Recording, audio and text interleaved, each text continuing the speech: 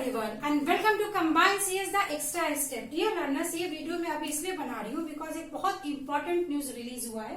जैसा कि आप जानते हो, आपका जो करेक्शन का डेट था NTA नेट यूजीसी नेट का, that was 15 July last date. तो अगर आप अभी ऑथेंटिक वेबसाइट पे जाकर NTA यूजीसी नेट का जाके देखोगे डियर फ्रेंड्स, तो ये डेट आपका हो गया 28 जुलाई।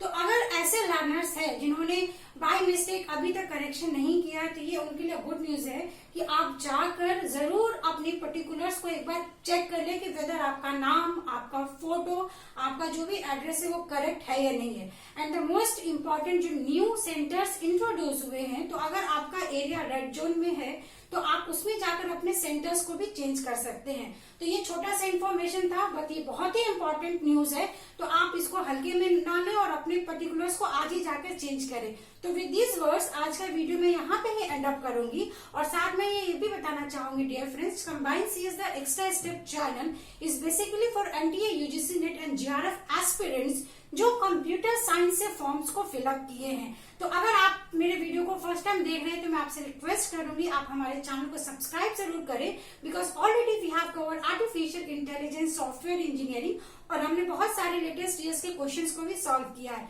With these words, keep learning and be safe. Thank you so much.